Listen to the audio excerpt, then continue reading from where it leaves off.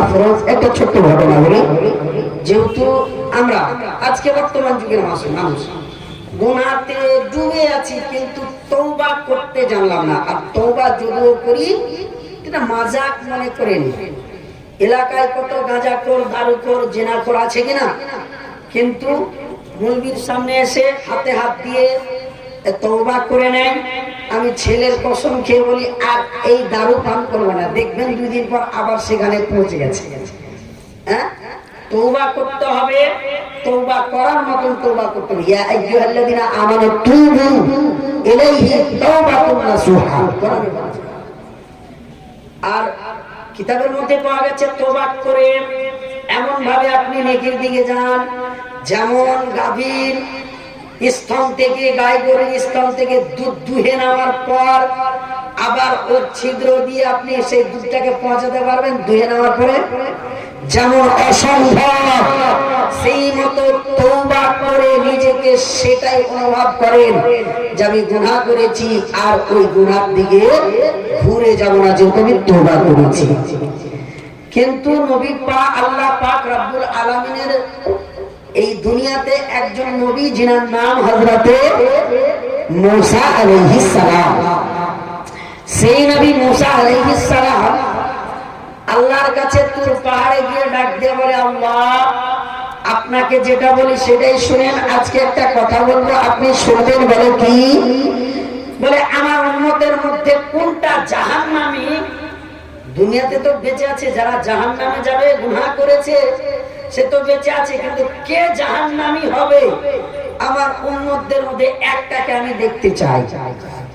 আল্লাহ পাক ডাক দিয়ে বললেন, মূসা আমার বান্দা তোমার উম্মত গুনাহ করেছে, আমি আল্লাহ ছাড়া কেউ জানে না। মূসা গো, আমি আল্লাহ তোমাকে দেখাতে চাই না।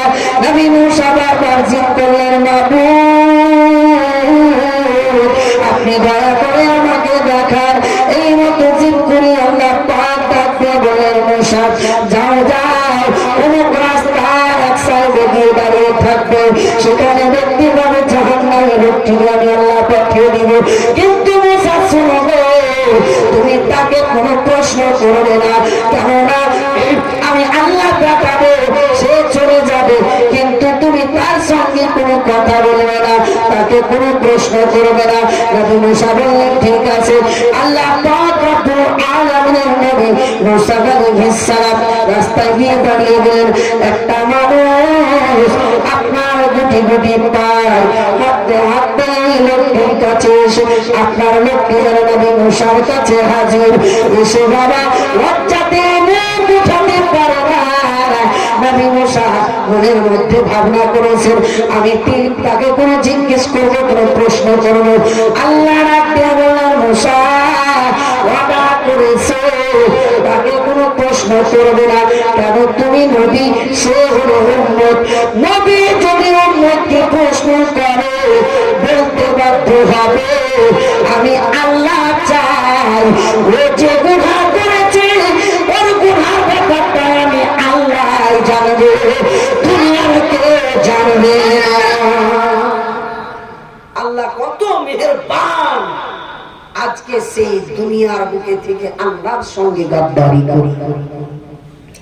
আল্লাহ বলেন আমি ব্যতীত কেউ জানবে না সে কোন গুনাহ করেছে। আমি তো এটাও দেখাতে চাইছিলাম না যে কে জাহান্নামী আর কে জান্নাতি। আমরা সর্বশ্রেষ্ঠ নবীর উম্মত। আমরা যে কয়েকজন আলেমে দ্বীন আছি, আপনারা আছেন, কেউ কি বলতে পারবেন যে কে জান্নাতি আর কে জাহান্নামী? পারবো না। আল্লাহ ছাড়া এবং রাসূল ছাড়া কেউ জানেন না। কিন্তু বেরাদার এই কথাটা আরো বলি আপনাদেরকে যে আমার নবী কে যতটা জানকারী জ্ঞান আল্লাহ ইলমে গায়ব দান করেছে, অন্য অন্য বনি ইসরাইল কওমের কোন নবীকে আল্লাহ দেননি। জোরে বলে এই পাওয়ারটা একমাত্র আল্লাহ আমার নবীকে দিয়েছেন। তো নবী মূসাকে আল্লাহ বললেন কে জান্নাতি আর কে জাহান্নামী, এটা তো আমি কাউকে বলতাম না, তুমি জিদ করলে তাই বলে তোমাকে বললাম। কিন্তু তুমি তো প্রশ্ন করবে দেখার হলেই, ও তুমি কি গুনাহ করেছে যে তুমি জাহান্নামে যাচ্ছ, এই কথাটা তুমি জিজ্ঞেস করবে না। এই জন্য আমি বারণ করি, তুমি প্রশ্ন করলেই তোমার উম্মত তোমাকে বলতে বাধ্য হবে। তো তুমি জানতে চেয়েও না। নবী মুসা জাহান্নামীকে দেখলেন, জাহান্নামী পথ দিয়ে হাঁটতে হাঁটতে আপনার চলে গেলেন পাহাড়ি এলাকায়।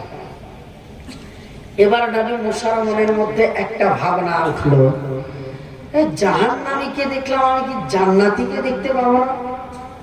আবার আল্লাহর কাছে আরো আল্লাহ, জাহান্নামী ব্যক্তিকে দেখলাম, জান্নাতি কি দেখতে পাবো না? তা আল্লাহ পাক বললেন, এ মুসা, তোমার এই জিদটাই হলো বিশাল। কেন? উনি বড় মেজাজি পয়গম্বর ছিলেন। যত নবী রাসূল পয়গম্বর ছিলেন, সব থেকে বেশি মেজাজি নবী মুসা আলাইহিস সালাম। তো আল্লাহ পাক রব্বুল আলামিন বললেন, ঠিক আছে, যখন তুমি জাহান্নামী দেখলে আবার জান্নাতি দেখতে চাইছো, দেখিয়ে দিব, যাও সেখানেই গিয়ে দাঁড়াও যেখানে দাঁড়িয়েছিলে। এবার নবী মুসা আলাইহিস সালাম ওই জায়গা থেকে বাবা দাঁড়িয়ে গেলেন। আবার জানো একটা লোক, আবার জানো যে লোকটা প্রথমে এসেছিল জাহান্নামে, সে এসেছিল বাবা পূর্ব দিক থেকে। এবার যে লোকটি আসছে ওই রাস্তা দিয়ে কিন্তু পশ্চিম দিক থেকে আসছে বাবা। এবার নবী মুসা আলাইহিস সালাম দাঁড়িয়ে আছেন বাবা।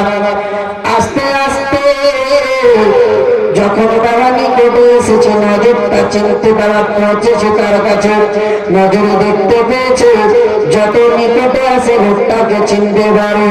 আল্লাহ পাককে ডাক দিয়ে বলেন, আল্লাহ, আমি তো জাহান্নামে দেখতে চাইনি, জান্নাতে দেখতে চেয়েছি। আমার আল্লাহ ডাক দিয়ে বলেন, মুসা, আমি আল্লাহ তোমাকে জান্নাতি ব্যক্তিকেই দেখাবো।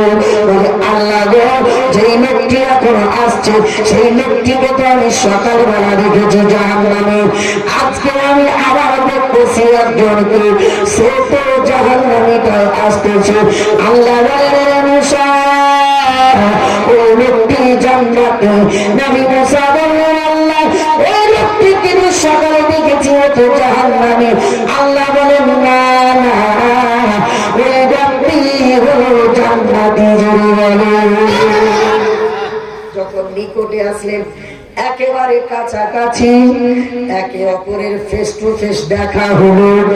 আল্লাহকে মেসেজ করলেন, মাবুদ, এটা তো তাই মানুষ যে সকালে এসেছিল।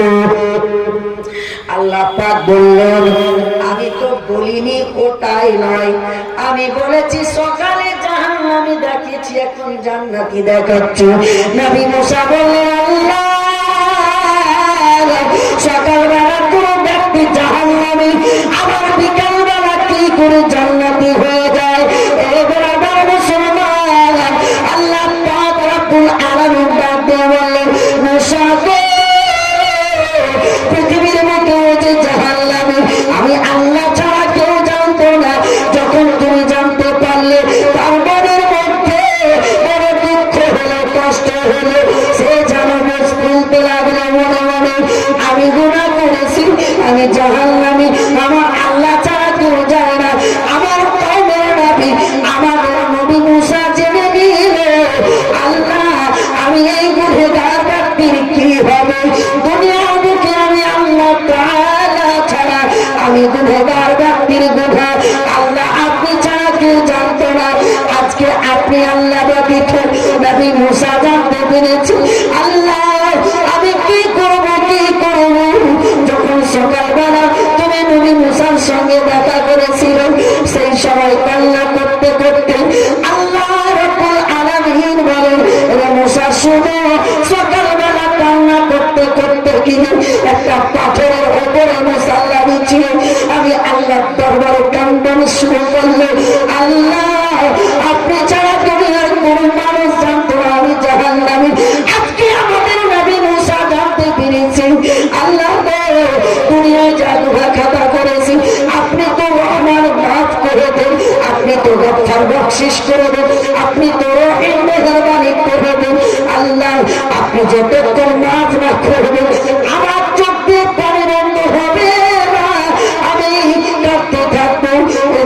সারা বিশ্ব পৃথিবীর বুকে কোনো বাংলা যখন নিজের গুনাহগারকে সামনে রেখে নিজের গুনাহকে অনুভব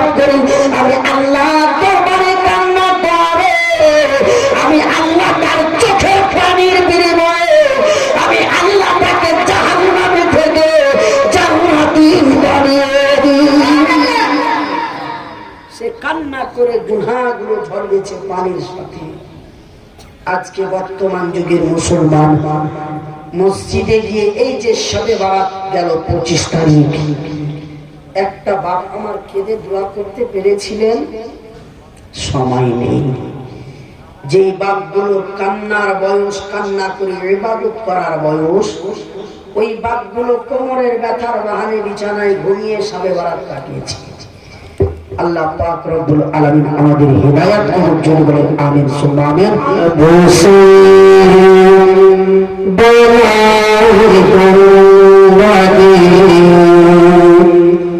আপনারা বুঝতে না পারলে লক্ষ্য করে থাকবেন, এটা শুধু আলিম ওলামাদের জন্য, উর্দু ছন্দ তুলে ধরলাম। जब से बनाए गुंबद खज़रा ज़मीन को, जब से बनाए गुंबद, जब से बनाए गुंबद,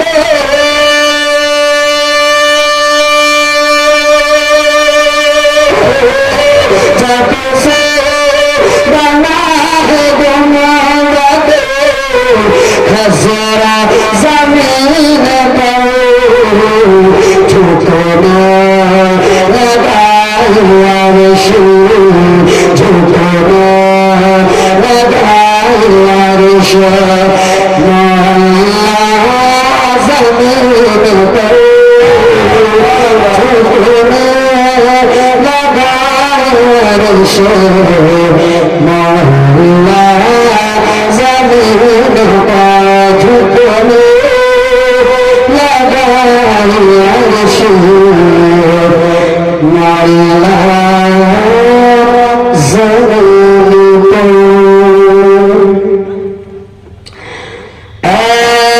आसमां कहाँ हो लाल में, आसमां तेरे हो, आसमां कहाँ हो तेरे लाल में, आसमां कहाँ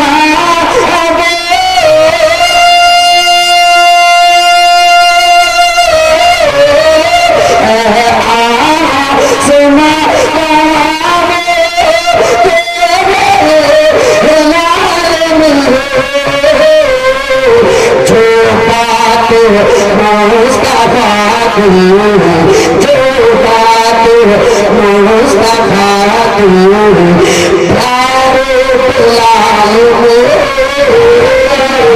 जो बात मुस्तफा की, प्यारे बिलाल में, आसमां कहाँ हो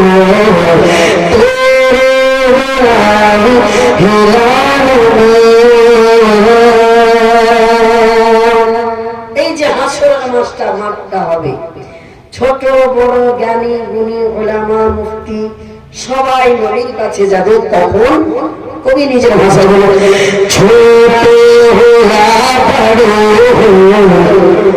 সব হশর में करे, छोट होया बड़ो सब हशर में करेंगे, छोट होया बड़ो सब हशर में करेंगे, आका हमें बचाओ, आका हमें बचाओ, मौला जलाल में, आका हमें बचाओ,